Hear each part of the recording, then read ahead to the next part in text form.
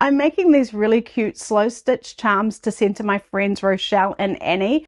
I originally made them at QuiltCon to do a make and take at the wonderful Specialty Threads booth, and they loved them. Rochelle actually came and did the class with me, and we decided that we're going to send them to each other, and then Annie was like, I want to do that too. So now there's 3 of us sending these charms to each other, and I thought you might like to see how we make them. They're really addictive, and I think the fun thing is that there's no rules. In fact, being less perfect makes them more perfect. So we're just taking scrap fabric, sewing it on, and we don't have to sew it on perfectly.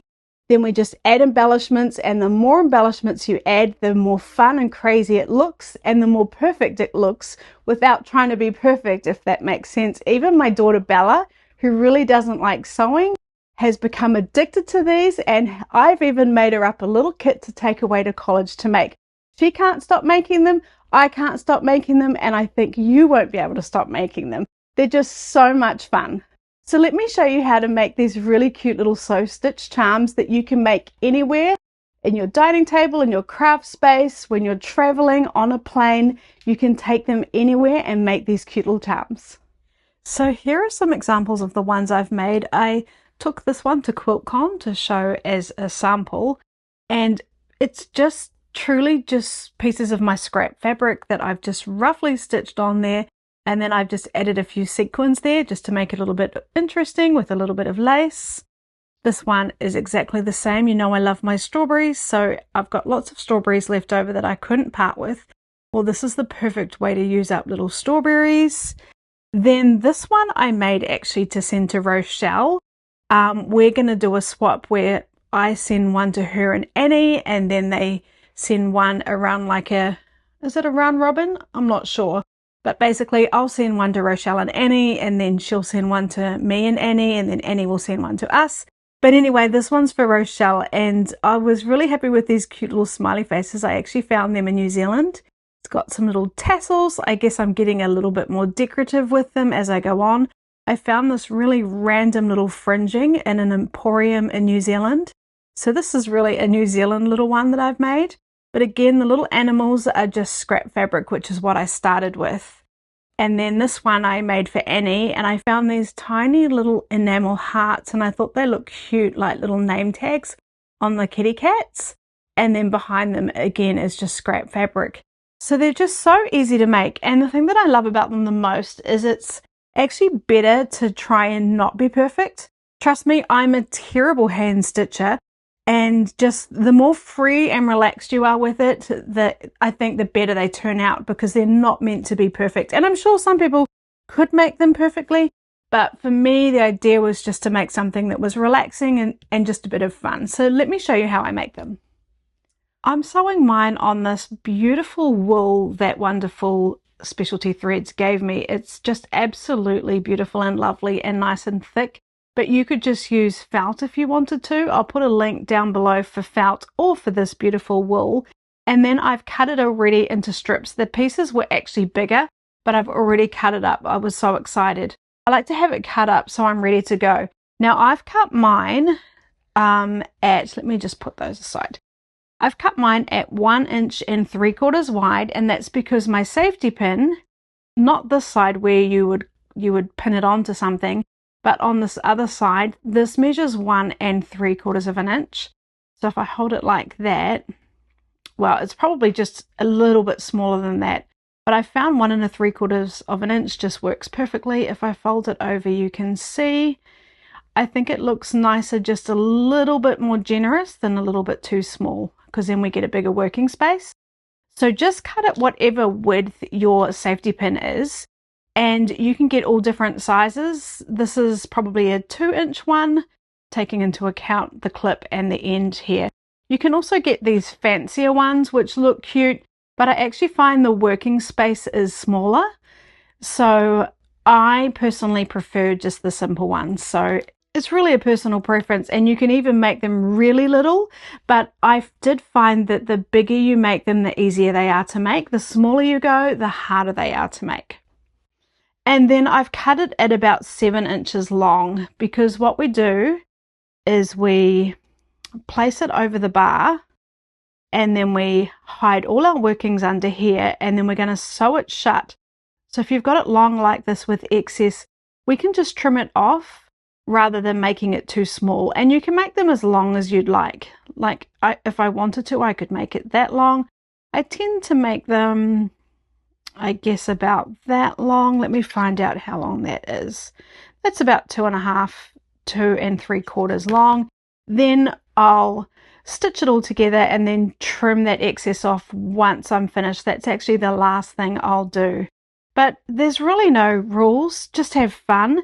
Now what I do is I gather little bits of scrap fabric, and I've actually started collecting it. I have like a little kit that I take with me, like when I go on holiday and stuff, so I can make them when I'm out and about. And these are just little bits of my scrap fabric that I've cut up that are going to be perfect to turn into these little charms. And I find it's nice to have kind of like a decorative piece, like a strawberry or a flower. And now part of the flower's cut off and part of the leaf is cut off, but it actually looks really cute once you've sewn it onto the charms. So don't worry if the pieces aren't perfect. And I find it's also nice to have a few just more abstract pieces to make it more decorative. And what we're going to do is layer them. So I would put this one down first, and then I would put the flower on top. But again, you should do this however you want to do it. I'm just telling you how I make mine. So I've got my piece here, and I've already ironed on my 2 bits of fabric that I would like. What I've done is I've got my scrap bits of fabric, I've ironed it onto the Heat and Bond light sewable, then I cut that out, and then I iron it onto my wool here.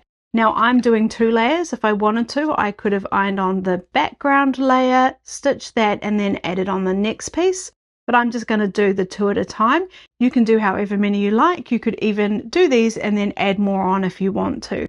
Now I'm going to stitch it to make it a little bit more decorative. I like to use 2 different needles. I like to use a nice fine one for when I'm sewing on my beads. Otherwise, if the needle's too big, the eye of the needle won't fit through the bead. So I use a nice little thin one. And then I use the bigger one for my eleganza cotton thread, which is also by Wonderful. And I like this little clover macron because it's a magnet and it holds them like that. But when I'm traveling, I can then stuff them inside, which holds them nice and safe. It's just a really cute way to just travel with 2 of my needles, and I just find it's really handy. So that's how I keep my needles and my thread. For my fine thread, I like to use Wonderful Invisible thread, which is a really fine, strong thread for my beads. But the first thing I do is usually just do a few decorative stitches with my eleganza. So really, there's just no rules, just go for it. So I'm going to pick some purple.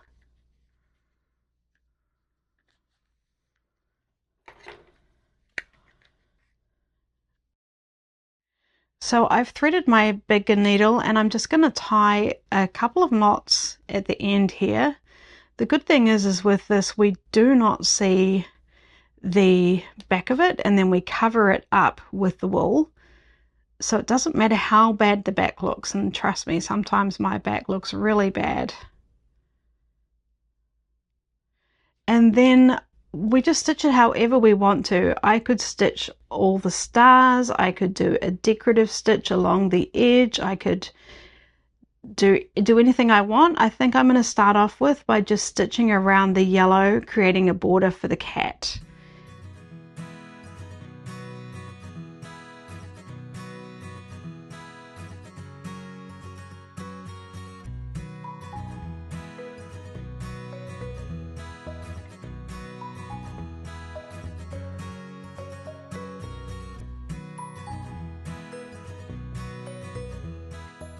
Okay, so I've finished going around the cat.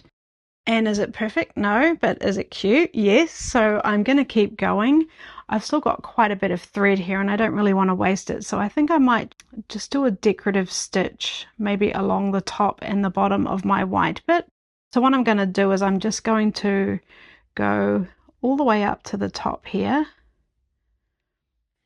and just pull it. Now I don't want to pull it too tight because I don't want it to be like that and pulling at my wool. So I'm just going to make sure it's a little bit slack at the back, and then I'm going to just carry on.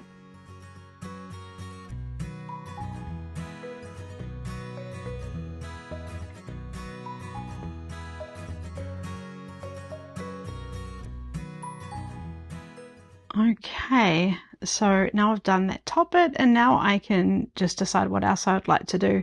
Maybe I'd like to do it along the bottom too, and I think I will do that, but I think I'll just randomly add a few little crosses in as I go along to the bottom. For no other reason than I just think it will be cute. And just being careful not to pull it too taut so that I make it sort of pull at the wall, if that makes sense.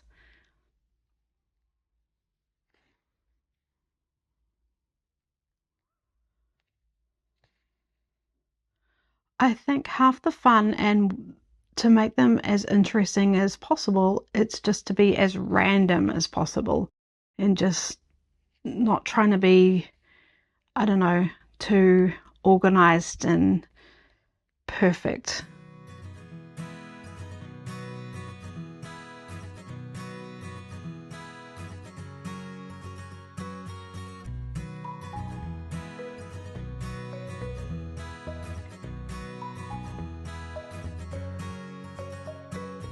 Okay, so I've done the top, the bottom, and a few little random crosses in there. Now I'm just going to turn it over to the back and just tie off my thread. So I'm just going to come through a stitch there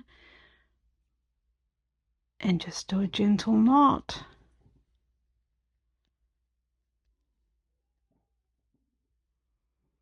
Okay, sorry if you can hear my dog growling. Don't know what he's growling at. Then I'm just going to trim that thread, and you can see it's starting to look like a bit of a mess at the back there, but the beauty of this project is we fold that over and stitch it up, and no one ever needs to know how bad it looks on the back. So now that I've done that, I could carry on with some stitching, but I think I'm going to decorate it with some beads. Now, one of the really fun things for me is collecting different beads to use. I've got all sorts of fun ones here. I've got these are tiny little buttons. I've got some letters. These came in bigger packs, and then I put them in the little packs so that I could travel with them. I don't know what I've done here. I've probably picked out a whole lot that say quilter and maybe quilty. I don't know. I thought I could try and maybe do that. Of course, I've got some pink beads. I've got these cute little hearts, and I think I'd like to put another little heart on it, so it looks like a little name tag. Don't know what color. I think I'll go with pink. Aren't these cute? Oh my goodness, I think that will look so cute. So I think I'll tie that on there, although then we lose its paw. I don't know. What do you think? Oh, I don't know. Actually, I don't like that it covers up its paw. I guess I could put it to the side there. Should I put it a little bit over to the side? That'll look cute. Okay, and then I did have the cutest little cat buttons. So buttons are great. I've been collecting sequins, buttons, and beads wherever I can. So these little cat buttons are so cute. What else could I put on here? So I do have this big box of beads, and these are 3mm. I find they're just right. I wouldn't want to go any bigger, but you could definitely go smaller. I think it would look cute with a few of these scattered around. What do you think? And the idea is just to have fun. Like, I could really mix in some more colors. I could see if I like a bit of purple, seeing as we've got purple here. Maybe I want to put a few purple ones in there to go with my stars and my crosses. It's just really to have fun. It's very therapeutic too, to kind of not be worrying about it being absolutely perfect and actually just trying to make it look a little bit crazy. There's something quite nice in that. So I'll put those ones away, and then maybe I could get out these ones. Look at these tiny little hearts. They're just so cute. I could put a little heart down here. Or maybe we could go with purple. Have I got another purple? Yes. Come here, purple heart. I don't know, sometimes I think it looks nicer like color blocking, so I think I'll keep yellow on the pink and purple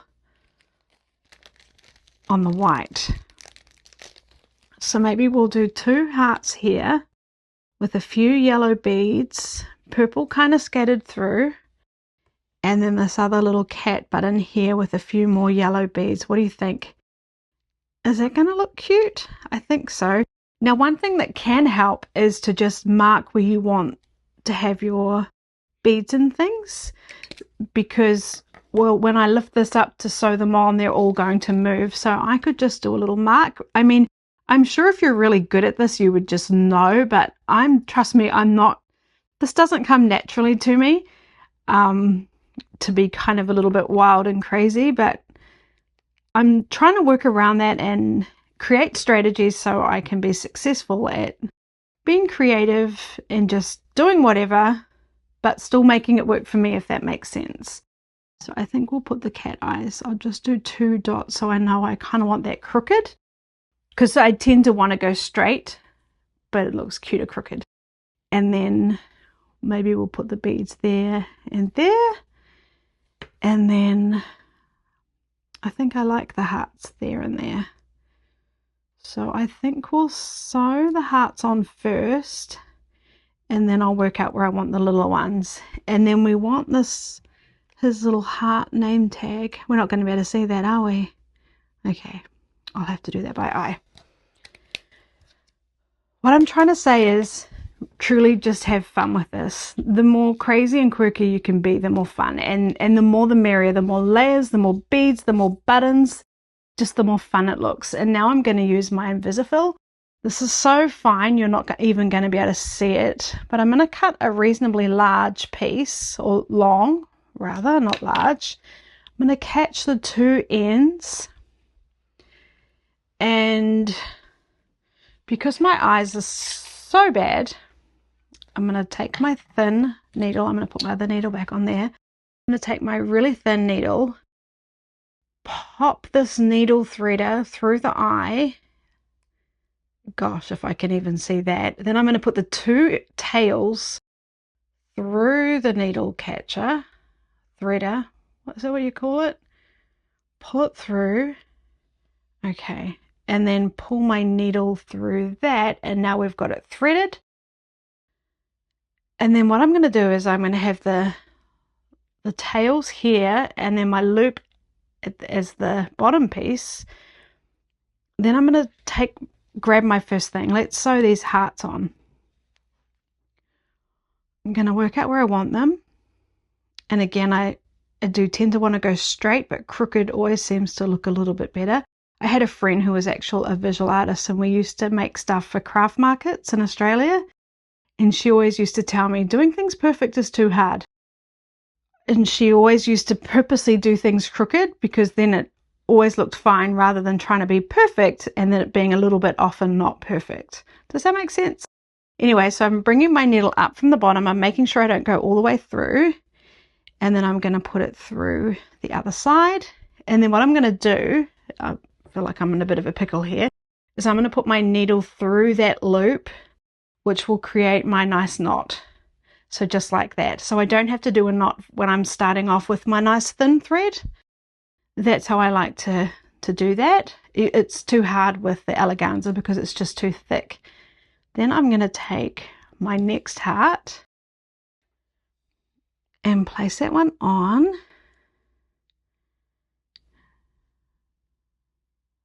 Work out how I want that to sit. And now I'm just going to sew all my beads and buttons on. And now if I do that one crooked, it's going to look like I'm trying to match it up with that one. So now I've got to do it a different kind of crooked. Okay. And then let me just mark where I want to have my other beads. So maybe here.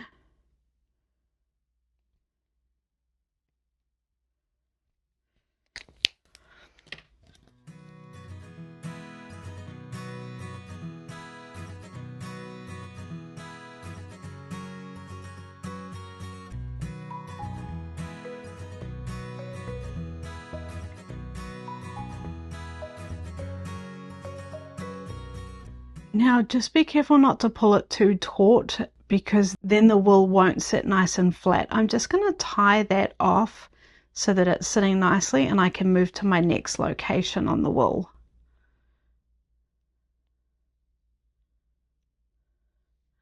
Okay, I just spotted these little funny yellow smiley faces. I feel like we could at least have one of those on there, don't you think? Although I don't know where it's going to fit, because we were going to put that there. Maybe we just... No, I don't know now. Or maybe it's cuter with the smiley faces. Shall we not do the cat, and shall we do 2 smiley faces? But then maybe we should have put a smiley face down here. Oh my gosh. I don't know. Maybe we'll squeeze one there and put 2 there. What do you think? Changing the plan.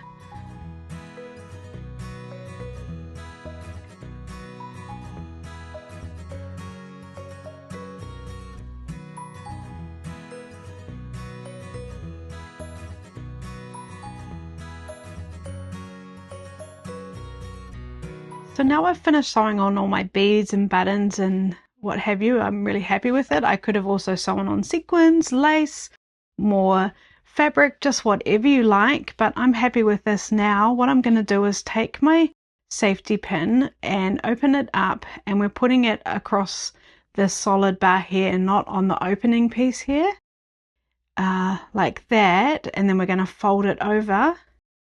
And then I will just close that up. What I'm going to do is, I just find it's easier to do a stitch across the top here, holding it onto the safety pin, and then I'll sew around the whole, all 3 sides left. So does that even make sense?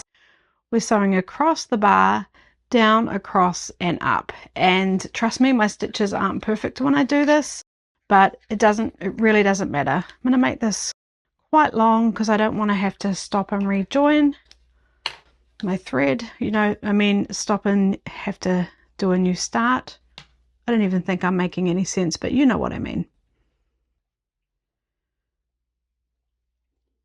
Oh, it can be a little tricky to get that thick thread through the eye of the needle. Okay, there we go. And then again, I'll just do that knot.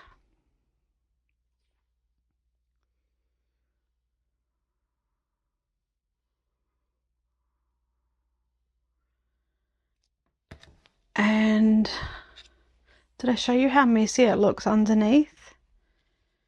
Look how messy that is. But the good news is we're not going to see it. So fold it up however much you'd like to. If you'd like to have it a bit longer and do some more decorative stitches here, by all means do that. Really just do whatever you want and have fun with it. So what I'm going to do is I'm just going to start underneath so that we're going to hide my knot, and it's going to be inside. So just make sure that end is tucked in.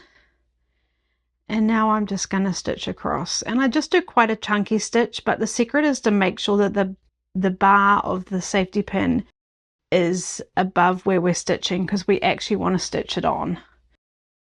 Trust me, I've done this and I've literally stitched nothing together.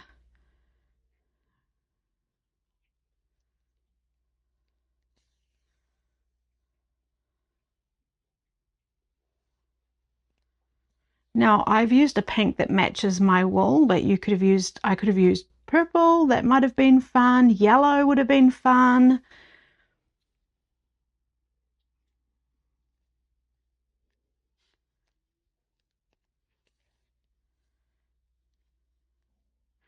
And I thought that it would be fun, speaking of fun,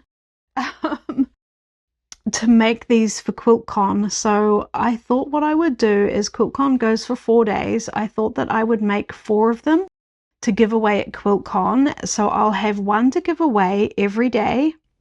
And maybe this will be the one you can get on the first day. So the first person to come up to me and ask me if I've got a charm to give away will get one. So I'll have one handmade charm every day of QuiltCon to give away. So if you've watched this video, you'll know that. So that's really fun. And it would be fun if you wanted to make them too, to wear on your name badge and to swap with people. And I'm hoping that I'll get to make them again at the Wonderful Make and Take. That's Wonderful Specialty Threads Make and Take. I had a lot of fun teaching everyone how to make these this year, so I hope I get to do that again next year. So now I'm just going to make sure the edges are lined up nicely and just stitch along this edge to keep it shut or closed.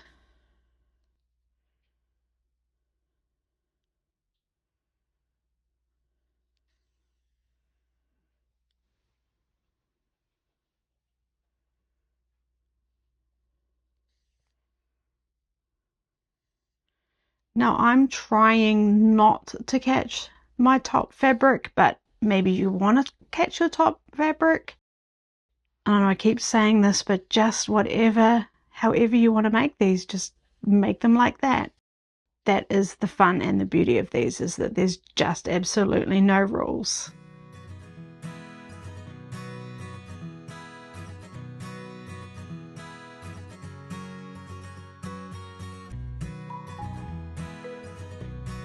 Okay, so now I've come down to the bottom. I am just going to cut that across now. I like to leave it until I've sewn one side on so I know it's perfectly aligned. And then I'm just going to take my scissors and trim that excess off. And then I'm going to carry on around this edge.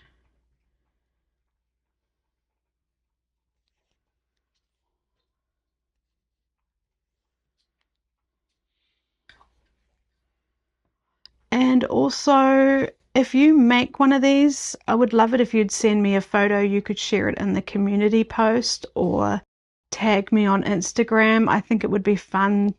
What I'm going to do is create a blog post and I'll list all the things that I've used and I'll share photos of all the ones that I've made. So you've got some examples. And then it would be fun to share your photos on there too. So if you'd like your photo to be added to my blog post, please tag me or share it on my community post. We'd all love to see it. And I can bet you yours are going to be so much better than mine. Just playing and stitching and being like really random like this doesn't come easy to me. So I would love to see yours because I'd love to get some inspiration from you.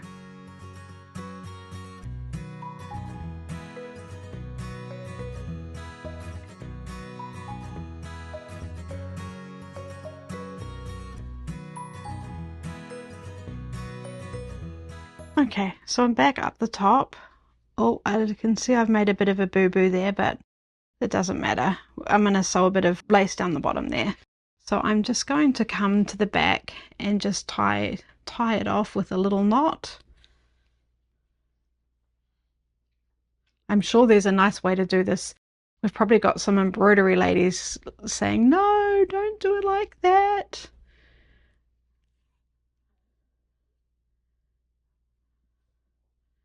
Okay, just pulling that nice and secure and trimming. And now, if you wanted to, that could be your charm. That could be finished right there. But I do love to sew a little bit of lace along the bottom. So I've got a few different thicknesses. I've got some funds. I think that, I don't know if I like introducing the blue when we've got purples and yellows. This is my favorite one, and I think we're just going to sew this one onto this one too. So I'm just going to cut it to the length I'd like it to be. I think what I'm going to do is get some glue, like some no fray glue, and just glue the edges so that it won't fray. And then all I'm going to do is stitch that onto the bottom, and then I'll be done. Now, what I did with the previous one, because you can just keep going and going and going, right, and adding more and more layers. On this one, I stitched my lace on, and then I stitched on sequins and then beads, and that looked kind of cool too. And maybe I'll do that to this one as well. So there we have our little charm. So here's my little charm. I ended up adding sequins and beads at the bottom, and I kind of got it a bit wrong. I realized what I usually do is do that and then I fold it over and sew it on, so you don't see all the little workings just right there. But really, truly, it doesn't matter. No one's coming in and inspecting them, so just make them however you'd like. So if you're wondering what you do with them, well, when you're at QuiltCon, you pin them onto your badge. They look super cute, and everyone decorates their badges. You can pin them onto your bags. You could put them on your notice boards. You could put them anywhere, really. You could even put a little magnet on them and pop them on the fridge. They're just so fun and cute to collect. Well, I hope you'll join me. Don't forget to send me photos if you do, because I'm going to start a gallery over on my blog of all the pins that people are making. And if you'd like to swap with someone at QuiltCon, we'd love for you to consider joining us and making more and starting a bit of a swap thing going on. I'll also be giving this one away on the first day, and I'll make one for every single day to give away while I'm at QuiltCon.